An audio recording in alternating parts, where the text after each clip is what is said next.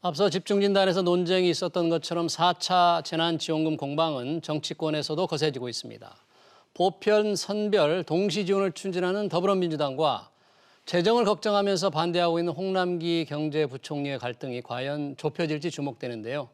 더불어민주당의 경제통이죠. 경기 고양시정을 지역구로 둔 이용우 의원 전화로 연결해서 자세한 입장을 들어보겠습니다. 의원님 안녕하십니까? 네, 안녕하세요. 고양시장 국회의원 이용우입니다. 네, 저희가 앞서 프로그램에서도 저희 이상구 윤영위원장, 이병태 교수 두 분을 모시고 이 재난지원금 문제를 논의했는데 상당히 격렬한 이 토론을 벌였어요. 지금 민주당 안에서 이 재난지원금 논의가 어느 정도까지 진척이 되어 있었습니까? 조속하게 재난지원금을 줘야 된다는 것에 대한 것은 당 의원들 전원이 다 합의하고 있는 사안입니다. 그 규모가 얼마가 될 것이냐 이런 부분에 대해서는 논의 소지가 있지만 조속하게 지급해야 된다는 논의는 진행되고 있습니다. 네, 조속하게 지급해야 된다는 공감대는 있는데 예. 지금 당정이 회의를 하려다 어제 오늘 취소했다는데 뭐 그렇습니까? 무슨 사연이 있었습니까 혹시? 그 사연은 정확하게는 전 잘 모릅니다. 네. 그러나 회의를 해야 되겠죠. 협상도 입장을 좁혀야 되겠고 이런 부분은 계속 있어야 될 겁니다. 네. 얼마 전 이용우 의원께서 그 홍남기 경제부총리를 강하게 좀 비판을 하셨는데 근데 홍 부총리가 선별, 보편, 동시 지원은 바람직하지 않다 이렇게 얘기를 했는데요. 그 입장이 잘못됐다는 것인지 아니면 홍 부총리가 반대하는 이유를 페이스북에 바로 올린 이낙연 대표 연설이 끝난 뒤에 바로 올린 그 절차를 문제 삼은 것인지 어떤 거를 비판한 건가요?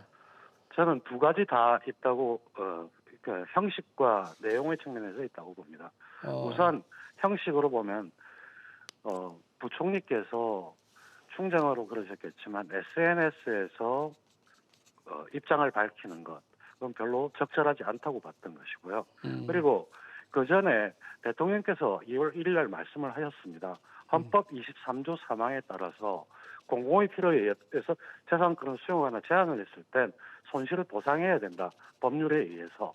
이런 게 있었고 이낙연 대표도 바로 그 점을 지적한 것입니다. 그러면 행정적으로 이것이 가능하게 만들 게 어떤 것이 필요할 것인가 이 논의를 시작해야 되는 것인데 재정이 부족합니다라는 말씀을 하시는 건 적절하지 않다고 본 겁니다. 물론 국가 재정 중요하고 하기 때문에 우리가 준비된 건 이렇고 소득 파악이나 손실 파악 자체가 다 안 되고 있는 부분이 있기 때문에 어느 부분에 미흡한 부분이 있을 수 있지만 지금 현재 할 수 있는 최선의 것은 여기까지다. 그리고 앞으로 더 노력을 하고 발굴하겠다. 이런 자세가 정확한 자세가 아닌가 싶습니다. 그걸 SNS 통해서 국가 재정상으로 안 된다. 그런 말씀을 하셨는데 그리고 더더욱이 문제가 되는 것은 SNS상에서 정부는 이라는 단어를 쓰셨습니다. 정부는이라고 할 때는 그 단어를 공식적으로 언급할 수 있는 사람은 행정부의 수반 또는 대통령. 그러니까 총리와 대통령이 할 수 있는 얘기죠. 부총리는 부총리 입장이 있을 수가 있고요. 타부처 장관, 타부처에서도 다른 의견이 있을 수가 있습니다. 그건 국무회의나 토론을 통해서 조율이 돼서 정부는이란 입장으로 나와야 될 겁니다. 그렇지 않고 정부는이란 단어를 썼다는 것 자체도 상당히 부적절한 내용이라고 본 겁니다. 그러니까 경제부총리가 나라의 곳간을 책임지는 곳간직이지만 본인이 정부로서는 받아들이기 어렵다. 정부로서는이라는 말을 쓰는 것은 합당하지 않고 지극히 부적절하다 그런 얘기네요. 네, 부적절했죠. 네. 지난번 최고위원회에서는 그런 문제로 홍 부총리를 경질해야 된다. 사표를 받아야 된다. 이런 얘기도 있었다는데 이 의원님 생각은 어떠십니까? 저는 제가 그런 말을 할 입장은 아니고 좀 더 이런 중요한 논의에 대해서는 이견이 있을 때 신중하게 접근하고 의견을 조율하고 그 조율한 내용을 가지고 밖에 이야기하는 것이 적절하다고 보기 때문에 좀 더 신중해 주시길 바라는 바입니다. 제가 그런 걸 언급할 위치에 있다고 보지는 않습니다. 네. 홍남기 경제부총리는 SNS에 올린 거에서 더불어서 동시에 또 기자들과 또 얘기를 잠깐 하면서도 본인의 입장을 고수했어요. 전혀 물러설 생각이 없는 것 같은데 그런 홍 부총리의 자세, 기획재정부 입장에 조금 더 어떤 합리성, 타당성이 없다고 보십니까? 국가 재정은 그 재정의 건전성은 굉장히 중요합니다. 중요하고 그다음에 재정이라고 하는 것이 한번 나가기 시작을 하면 역진성 뒤로 돌릴 수가 없는 이런 부분이 있기 때문에 관리를 잘해야 되는 것이 기획재정부 장관으로서 부총리의 책무이기 때문에 그런 말씀을 충분히 하실 수 있다고 봅니다. 그러나 지금은 비상시기, 위기 시기입니다.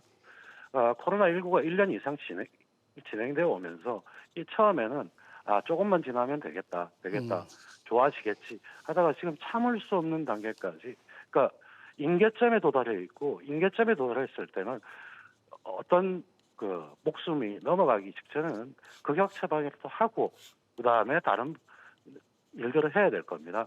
지금 그렇기 때문에 지금은 긴급재난지원금은 타이밍이 가장 중요하고 그 타이밍은 빠를수록 좋다. 이것이 그 여당 국회의원들이 가지고 있는 기본적인 입장이라고 봅니다. 이건 현장에 가보면 느낄 수 있는 것입니다. 그러니까 지원을 빨리 하는 게 필요하다 그런 얘기인데 지금 이제 논란이 되는 부분이 이 피해 입은 소상공인들을 선별적으로 두텁게 지원하는 문제와 함께 전 국민에게 또 재난 지원을 지급해야 된다는 선별 보편 동시 지원인데 이 홍 부총리는 이제 동시 지원에 대해서 반대를 했거든요. 근데 많은 경제학자들이 동시 지원은 좀 문제가 있다 이렇게 생각을 하고 있고 그런 주장을 펴고 있는데 그런 전문가들의 주장도 조금은 한가하다고 볼 수 있습니까? 타당한 측면이 많이 있습니다. 이게 선별이냐 보편이냐 이렇게 구별하는 것보다도 시급히 하고 두텁게 해야 된다. 지금 소상공인만 이야기가 되고 있지만 아르바이트, 비정규직, 특고 그다음에 파악되지 않은 많은 사람들이 있습니다. 그분들에 대해서도 같이 나가줘야지 소상공인만 힘들다고 생각하는 건 좀 곤란한 부분이 있거든요. 그래서 그런 부분까지도 좀 더 두텁고 넓게 해야 된다는 의미가 네. 보편이란 말을 쓸 때 담겨 있는 것이지 그걸 전 국민한테 일시적으로 이런 부분은 실제 쉬운 일도 아닙니다. 그리고 현실적이지도 않고요. 그래서 그런 부분은 논리를 이야기들은 같이 충분히 조율될 수 있지 않을까. 지금에서 누가 가장 힘들까? 배달 종사자들도 그렇고요. 많은 사람들이 지금 힘든데 그런 부분에 대한 것들. 그다음에 돌봄 노동자들의 경우도 있죠. 그 유아원 이런 쪽에 나와 있는 사람들 거기서 학생들을 등교를 하지 못함으로 인해 가지고 겪는 어려움들. 그런 여러 가지 측면이 있기 때문에 그런 것들을 여러 가지 구별을 해서 지급을 해야 되는데 지금까지 고려되지 않았던 부분까지도 충분히 고려되어야 된다. 이런 뜻을 담고 있다고 봐야 될 겁니다. 네. 그러니까 소상공인과 또 피해를 입은 취약계층을 넓게 지원해야 된다는데 예. 그 넓게 과연 지난해 1차 재난지원금 때처럼 전 국민에 해야 된다느냐에 관해서는 이 의원님 어떻게 보십니까? 저는 그 부분에 대해서는 좀 논의 소지가 있다고 봅니다. 해줄 수 있으면 해야 되는데 우리의 재정 여건상으로 어디까지가 나갈 것인가 따져봐야 되죠. 그걸 부총리께서 지적하셨던 것이고 그렇다면 그 따지는 과정에서 협의를 하고 이 정도까지는 감내할 수 있다 없다 논의를 시작하는 것들이 더 중요하다는 겁니다. 네. 우리 행정부라든지 입법부 모두 다 이런 국민의 아픔을 이해하고 같이 풀어나가는데 힘을 맞춰 나가는 게 우선이라고 생각하는 거죠. 네. 전 국민 지원은 좀 더 따져봐야 될 문제가 있다 이런 얘기인데요. 자, 여당에서 이 코로나 양극화 해소를 위해서 상생연대 3법 논의가 되고 있는데 이용우 의원께서 그중에 하나로 제기된 사회연대기금법을 발의하셨는데 네. 이 기금법의 취지는 무엇입니까? 어떻게 그리고 지원을 하자는 건가요? 사실 보면 좀 전에도 말씀드렸듯이 소득 파악이 잘 안 되고 소외된 항상 정책에서 누락되고 소외되는 부분이 생깁니다. 근데 제가 상생연대기금이라고 하는 부분을 이야기했던 거는 2008년 금융위기 이후에 전 세계적으로 불평등이 굉장히 심화되고 있고 그 불평등의 문제를 풀지 않고서는 사회가 앞으로 나아갈 수 없다는 것입니다. 예. 그것이 이 코로나19로 인해서 더 확대돼 나가고 있거든요. 그런 것들을 살리기 위해서 기금을 마련해서 불평등이 심화되는 비정규직이라든지 특고라든지 아르바이트, 그다음 배달 노동자, 플랫폼 노동자 이런 쪽들 여러 소외된 부분들, 파악되지 않은 부분들에 대한 지원들을 해야 된다는 것이고요. 그러기 위해서는 우리 사회가 공동체적인 앞으로 나아갈 공동체적인 정신을 살려야 된다고 봅니다. 근데 그 재원은 정부가 1년 세운 예산 중에서 세계 잉여금이라고 있습니다. 네. 모든 걸 다 쓰고 남은 건데요. 이런 부분 정부에 돌려주고 하는데 이 중에 일부를 사회연대기금을 출연을 하고 그다음에 민간에서도 자발적으로 사회연대기금으로 출연할 수 있는 인센티브를 만들어주고요. 또한 각종 마일리지들이 있습니다. 포인트 같은 것들. 네. 그건 다 고객의 것이고 소비자의 것입니다. 그걸 다 찾아서 고객과 국민들을 알려주는 거죠. 당신한테 남은 포인트가 얼마 많이 있다. 그러면 이걸 기부할 거냐 아니면 당신이 쓸 거냐. 이렇게 선택해서 기부하더라도 소소하게 기부하면서 그것이 사회적 효과를 나올 수 있도록 만들어냄으로써 우리 사회의 그 소외된 쪽에 대해서 내가 조금이라도 뭘 하고 있고 네. 앞으로 나아갈 수 있다. 이런 것들을 정신을 살리면서 지속적으로 해야 되는 과제라고 봤기 때문에 사회연대기본법을 발의한 겁니다. 네, 마지막으로 짧게 한마디 부탁드립니다. 지난주에 발표된 부동산 대책 83만 6천 호를 공급한다는 정부의 부동산 대책에 대한 이 거래 절벽을 초래한다 반대 여론도 많은데 혹시 지역 구민한테 의견을 좀 들어보신 게 있습니까? 저희 지역이 부동산에 대해서 가장 예민한 지역이기도 합니다.